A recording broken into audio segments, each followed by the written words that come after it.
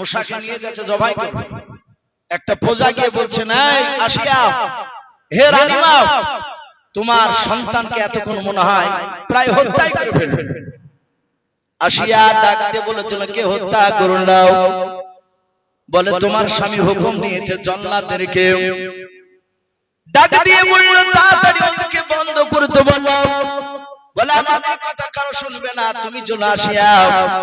মুসা নবীর মা আর আসিয়া দুজনায় দৌড়ে চলে গেল। ফেরাউনের কাছ থেকে নয়, বাপের জল্লাদের কাছ থেকে মুসা নবীকে কেড়ে নিলেন। আসিয়া বলে, ওগো প্রাণের স্বামী, তুমি পাগল হয়ে গিয়েছো নাকি? বলে, পাগল কেন হবে? বলে, তুমি বাচ্চাকে কেন হত্যা করতে চলেছো বলো? বলে, বেবি রে, এই বাচ্চা ছেলে তুমি বলো না। আমার মনে হয় 50টা যুবকে আমাকে 1 ঘন্টা ধরে মেরেছে, ওরকম ব্যথা পেয়েছে এক চড়ে। এই ছেলেকে মেরে ফেলবো, একে বেঁচে রাখবো না। বলে, নাই, আদর করে মেরেছে। বলে, এটা আদর না। হে আসিয়া, এ চড় যদি তোমার কালে যদি লাগতো, তুমি বেঁচে থাকতে পারতে না। মুসা নবী টুকটুক করে তাকে দেখে দেখছেন, কথাগুলো শুনছেন। আসিয়া আল্লাহর কাছে কাঁদেন, আল্লাহ তুমি যুক্তি দাও। আসিয়ার ভিতরে আল্লাহ যুক্তি বুদ্ধি দিয়ে দিলেন।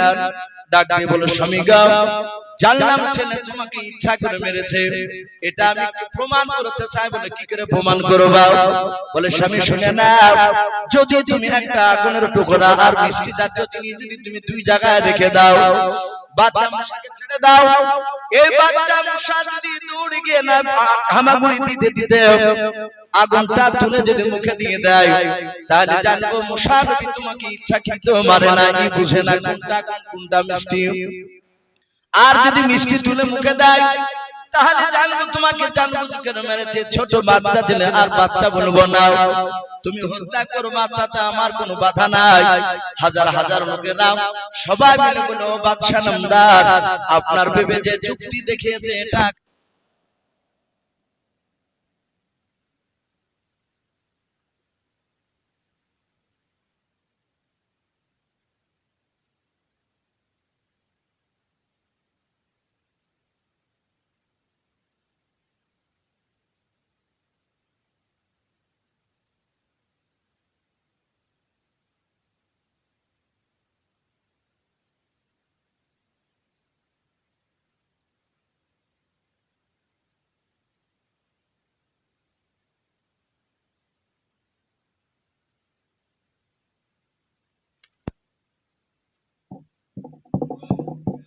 ভাই, আমি বলছিলাম আল্লাহর নবী মুসা আলাইহিস সালাম তিনি বসাও, আর ফেরাউন বলল, তাই হলে আমি তোমার কথায় শর্তে আমি রাজি হয়ে গেলাম।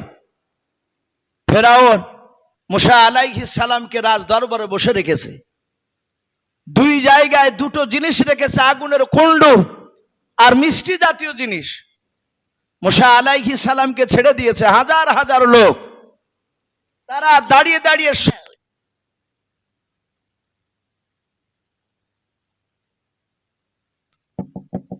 দেখে বাচ্চা সত্যি আগুন তুলে না মিষ্টি তুলে। মুসা আলাইহিস সালাম হামাগুড়ি দিয়ে গিয়ে সোজা মিষ্টির দিকে চলে যাচ্ছে, যাতে এভাবে মিষ্টি খানা ধরতে যাবে। আসিয়া মনে মনে আল্লাহর কাছে কাঁদেন, আল্লাহ আমি জানি তোমার এই বাচ্চা মুসা নবী তিনি পয়গম্বর হবেন, আমার স্বামীকে ধ্বংস করে দেবে। ওগো আল্লাহ, তুমি আমার মুসাকে বাঁচিয়ে নাও। আগুন খানা তুমি তার তুলে মুখের ভিতর তুমি ভরিয়ে দাও, যাতে বাপজি আগুনটা নাই বাপজি মিষ্টি খানা ধরতে যাবে।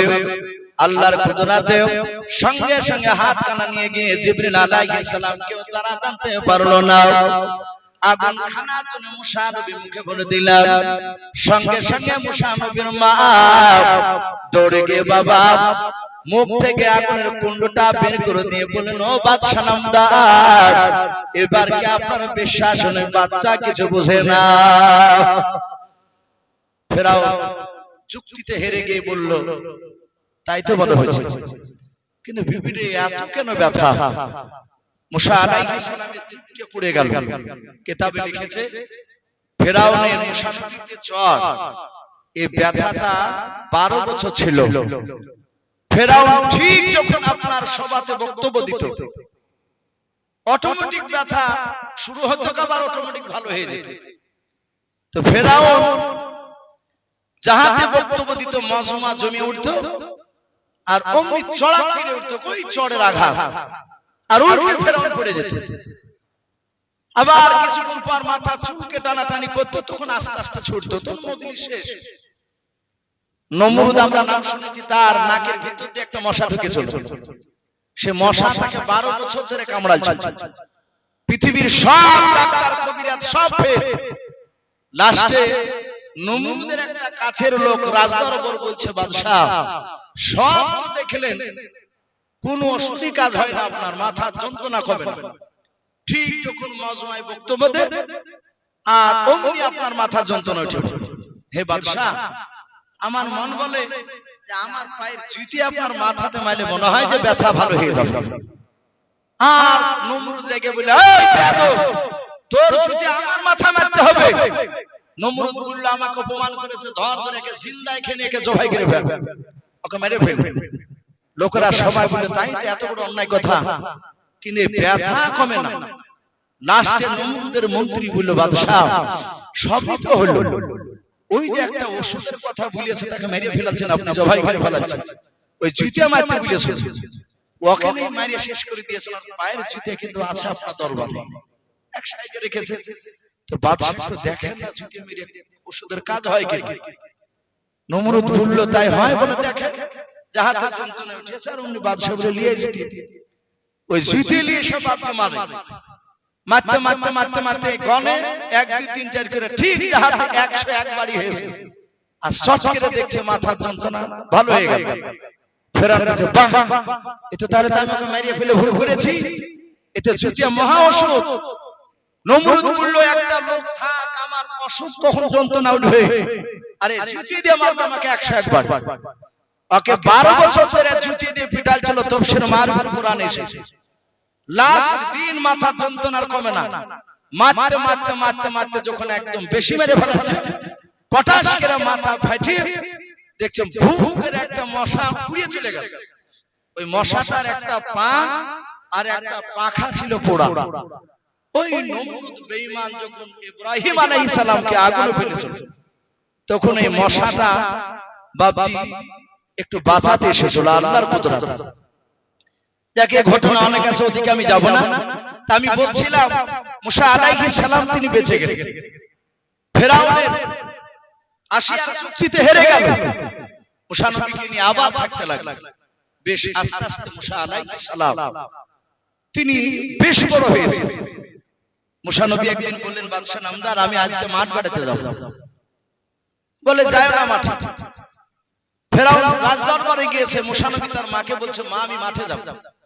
নবীদের কাজ সাধারণ মানুষের চেয়ে একটু উল্টা হয়, নবীরা ভালো দিকে ডাকে, সাধারণ মানুষ আমরা খারাপের দিকে যায়। মুসা আলাইহিস সালাম দেখলেন দুপুর 12টার সময় সব মুনিশ মাঠ থেকে বাড়ি আসছে। মুসা নবী বললেন, আমি এখনই মাঠ বাড়াতে যাব। কেউ নাই মাঠে, মুসা নবী একাই যাচ্ছে। অনেক দূরে গিয়ে দেখছেন একটা লোককে আরেকটা লোকে ধরে ধরে মারছে। মুসা আলাইহিস সালাম কাছে গেলে, যে লোকটা মার খেয়েছে অসহায় গরীব, সে বলল, ভাই ও বাদশা নামদারের বেটা মুসা, আমাকে বাঁচাও, না হলে আমাকে বাড়িয়ে মেরে ফেলবে। মুসা নবী কাছে গিয়ে বললেন, ভাই তুমি মারছো কেন? বলে, বুঝা নিয়ে যেতে পারছে না। এ কেন নিয়ে যাবে না? মুসা নবী বললেন, বুঝাটা এত বড় বুঝা পারে? বুঝাটা তুমি অধাধি করো, অধাধি করার পরে তুমি অর্ধেকটা দাও আর অর্ধেকটা আবার পরে নিয়ে যাও বকে দি। মুসাকে বললে, এই তুমি বাদশার বেটা হতে পারো, তুমি জানো আমি কে? যে মারছে সে। বলে, তুমি কে? বলে, আমি তোমার বাপ ফেরাউনের আমি বংশধর, আমি চাকরি পেয়েছি। এ বুঝা ওকে একবারই নিয়ে যেতে হবে, না যতক্ষণ পর্যন্ত না নিবে মারতে মারতে শেষ করে ফেলবে, তোমার আব্বা কিছু বলবে না। মুসা নবী দেখলেন এ তো সোজা আঙুলে ঘি উঠবে না। মুসা নবী তাফসীরে লিখেছে, ওনার অভ্যাস ছিল পাঞ্জাবি গায়ে দিতে, জামাকে এভাবে শুধু গোটাতেন। অনেক মানুষ দেখেন আমরা করি এরকম, গেঞ্জি জামা, মুসা নবী গোটাতেন। হাতকে গোটানোর পর শুধু টুক করে একটু মেরেছে, আর দাঁড়াস করে ভরি শেষ করে গেছে। মুসা আলাইহিস সালাম নাকে হাত দিয়ে দেখছেন, না এই পটল তুলে বসে আছে। ও বলল, ভাই তুমি যদি না আসতে তাহলে আমাকে মারিয়ে ফেলতে। মুসা নবী বললেন ভাই আমি কি তাকে মেরে ফেলবো বলে ঘুষি মারে, কিন্তু মারতে ছিল বাপজি ৪,৫০০ যুবকের শক্তি তার হাতে, ও সহ্য করতে পারেনি। মুসা নবী বললেন ভাই মারলাম তুমি আর আমি, আর আল্লাহ ছাড়া আর জানিয়েছে আমি মারিছি, কিন্তু তো জানিলাম না এই মরে গেছে, এই কথা জানার কেউ জানতো না। বলছে ভাই কথা বললি চলে গেছে। কেউ কেউ ফেরাউনকে বললো তোমার যাকে মারিয়ে ফেলা যে মরেছিল সে আবার ফেরাউনের সম্পর্কে ফুফায়তো ভাই। আরো রেগে গেল, বললো বাদশা আপনার মাঠে একটা আপনার বংশের ফুফায়তো ভাইকে মেরে দিয়েছে, এই আসামিকে আপনি তো খোদা, তাহলে বলুন।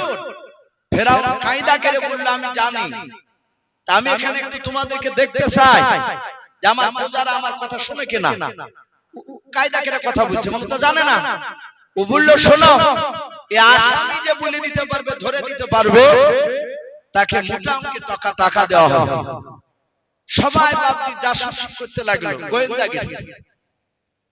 মুসা আলাইহিস সালাম আবার বাপজি ২-৩ দিন পর আবার গিয়েছেন মাঠে, ওই দুপুরবেলাতে যা দেখছেন বাপজি ওই লোকটাকে মারছে, আর একটা লোক ওর আগে যে মারছিল সে তো নাই মরে গেছে, একে দেখছে যে আর একটা লোক মারছে। মুসা নবী বলেন এই তুমি সেদিনকার লোক না, এই ও সেদিন তোমাকে মারছিল না? তো বলে হ্যাঁ ভাই আমাকে মারছিল। বলে আজ তোমাকে মারছে? মুসা নবী এইভাবে হাত উঠে গোটাচার বলছে তোমাকে রোজ রোজ পাই কি ব্যাপার, সেদিনও মার খেয়েছো আজও মার খেয়েছো, তোমাকে কেন মারে? এই হাত উঠে না হাতে বাপজি গোটাচার, আর ভিতর কিন্তু পিলে শুকিয়ে গিয়েছে কলিজা। সাথে হাতে বলছে এই মুসা সেদিন ওকে কিল মেরে মেরেছে বলে আজ আমাকে মেরে ফেলবা নাকি?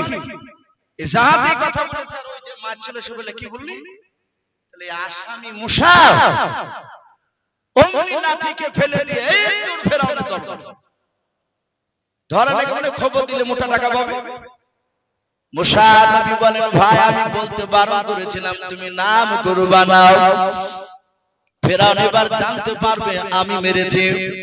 ও ভাই তোমরা জানো আমি ছোটবেলায় ফেরাউনকে চড় মেরেছি, এখনো ব্যথা আছে তার মাথায়, আমাকে আর জিন্দা রাখবে না, আমাকে মেরে ফেলবে। বলে ভাই তুমি সেদিনকে হাত উঠে তাকে মেরেছিলে মরে গেছিল, তোমার আজকে হাত গোটানো দেখে আমি ভয় পেয়ে গিয়েছিলাম, মনে হয় আজ তুমি আমাকে ঘুষি মেরে মেরে ফেলবা, তা আমি জানের ভয় আমি তোমার নামটা করে দিয়েছি ভাই, ভাই তুমি আমাকে ক্ষমা করে দাও।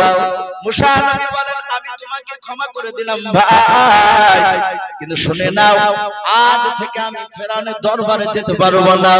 ওরে ভাই যা তোমাকে কাল থেকে যদি কোনো মানুষ আমার আর কিছু বলার আমার নাই, আমি আর থাকবো না, এখনই আমি বেরিয়ে গেলাম, আমি আর বাড়ির দিকে যাব না, আমি পালাতে শুরু করে দিলাম। ফেরাউন বলল যাও মুসাকে ধরে নিয়ে এসো। তখন নবী তা ফেরাউন জানে না, ফেরাউনের লোকেরা দৌড়াতে লাগলো, ও যাওয়ার আগে মুসা নবী বাপজি আপনার অনেকটা দূর পালিয়ে গিয়েছে। ও বাপজি ভাইরা মুসা আলাইহিস সালাম নিজের মিশর এলাকা ছেড়ে দিয়ে এমন একটা দেশে গিয়ে পৌঁছাচ্ছিলেন, কোরআনে তার নাম এসেছে, ওই শহরটার নাম হচ্ছে মাদাইন শহর। সুবহানাল্লাহ। মুসা আলাইহিস সালাম সঙ্গে সঙ্গে আপনার বলা হয়েছে ওকে আস্তে আস্তে আস্তে বলার তো দর্শক তাইলে হবে। মুসা আলাইহিস সালাম মাদান শহরে গিয়ে বাপজি দাঁড়িয়ে আছেন, সন্ধ্যা লেগে গিয়েছে রে বাবা, না সন্ধ্যা লাগে নাই, বেশ সূর্য আপনার লালি দেখা দিয়েছে। মুসা আলাইহিস সালাম খেজুর বাগানে দাঁড়িয়ে আছে, কেউ জানে না মুসা নবীকে, কেউ চিনে না, চিন্তা করেন কোথায় যাব, কে আমাকে আশ্রয় দেবে।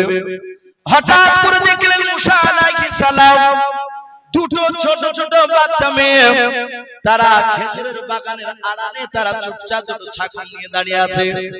মুসা নবী ঘন্টা খানিক ধরে দেখলেন ওই বাচ্চা মেয়ে দুটো বাপজি ছাগল নিয়ে দাঁড়িয়ে আছে।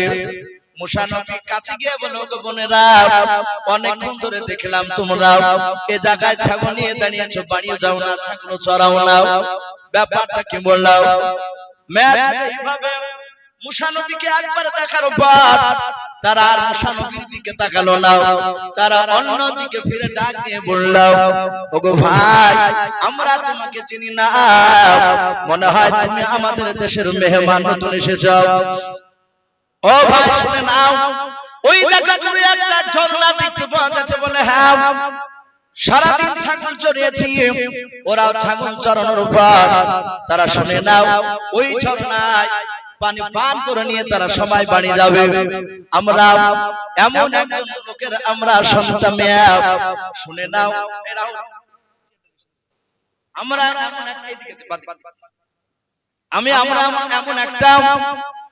এমন একটা আপনার লোকের সন্তান, আমরা মেয়ে, আমরা ওই বেটা ছেলের মধ্যে আমরা যাব না। আমার আব্বা বারণ করেছে বেটা ছেলের সাথে যেন গা ঘেঁষা বানাও। ওরা সবাই পানি পান করে নিয়ে চলে যাবে। তারপরে আমরা রাত্রি বেলায় যখন ফাঁকা হয়, পানি পান করে নিয়ে আমাদের রাত্রি হয়। মুসা নবী বললেন, বল, কিছু যদি মনে না করে একটু সময় দেবা, তাহলে আমি তোমাদের ছাগলগুলো নিয়ে গিয়ে আমি পানি পান করে নিয়ে এসে দিতে পারি। বললো, বড় আমাদের উপকার হয়। মুসা চলে গেলেন, দেখলেন অনেকগুলো ছেলেরা তারা ঠেলাঠেলি করেছে, ধাক্কাধাক্কি করেছে। মুসা নবী দূর থেকে বলে, ভাই, এই ছাগল তো দুটো মেয়াদ, যদি তোমরা একটু আমাকে পানি খেতে দিতে দাও ছাগলগুলোকে, তাহলে মেয়াদ দুটো তারা সূর্য ডোবার আগে তারা বাড়ি চলে যাবে, আর নাইলে তাদের অসুবিধা হবে। ছেলেরা এভাবে তাকে বলল, তোমার বাড়ি কোথায়? তোমরা কি আমাদের এখানকার নিয়ম কানুন জানো না? এখানে যার গায়ে শক্তি আছে সে ধাক্কা দিয়ে পানি পান করে নিয়ে বাড়ি যাবে, কাউকে আগে দেওয়া হবে না। ওরা জানে না ইনি মুসা নবী পয়গম্বর আলাইহিস সালাম। রে বাবা, মুসা নবী বাম হাতে বাবজি দড়ি ধরলেন, ডান হাত বাবজি ধাক্কা মারলেন। তারা হুড় করে তারা অনেকটা দূরে পড়ে গেল। মুসা নবী আলাইহিস সালাম বাবজি আপনার ছাগল দুটোকে পানি পান করে মেয়ে দুটোকে দিল, যাও নিয়ে চলে যাও। মেয়ে দুটো প্রতিদিন রাত্রি 8টার দিকে যায়, এসার পর সেদিন কিন্তু বাবজি দেখছে তারা সূর্য ডোবার আগে আগে তারা চলে গিয়েছে। যে মেয়ে দুটো গিয়েছিল জানো বাড়িতে, যিনি জিজ্ঞাসা করলেন ওর আব্বা, তিনি হচ্ছেন হযরত শুআয়ব নবী আলাইহিস সালাম। বলুন সুবহানাল্লাহ। ওই মাদান শহরের নবী বলে, বিটি আজ কি ব্যাপারে এত তাড়াতাড়ি আসিলে? ঘটনা শুনলে আব্বা একটা যুবক পানি পান করে দিয়েছে। বলে, চিনো? বলে না আব্বা, আমার মনে হলো যে ওরা আমাদের দেশের না, কোনো মুসাফির। বলে, ওই দিক তাকাচ্ছিল, ভয় করছিল তা মনে হচ্ছিল। বলে, পালিয়ে গেল? বলে না, ওকে আমাদের খেজুর বাগানই আছে। বলে, যাও ডেকে নিয়ে এসো। এই মেয়ে দুটো আবার কে বলে, এই যুবক, আমার আব্বা জান তোমাকে ডাক দিয়েছে। মুসা নবী চিন্তা করেন, ছাগলকে পানি খাওয়া বিপদে পড়লাম নাকি? এক বিপদ থেকে তো এসেছে, এখন উদ্ধার হতে পারেনি। গেলেন, শুআয়ব নবী মুসা নবীকে দেখে উনি চিনতে পেরেছেন যে সে সন্তান নয়। বললেন, বাবা তোমার নাম কি? মুসা নবী বললেন, আমার নাম মুসা। বাড়ি কোথায়? বলে, মিশরে। আমি বনি ইসরাইল বংশের সন্তান। মুসা নবী বললেন, সঙ্গে সঙ্গে বললেন যে, ও শুআয়ব নবী, তুমি মুসা? কোন মুসা? বলে, আমি বনি ইসরাইল বংশের মুসা।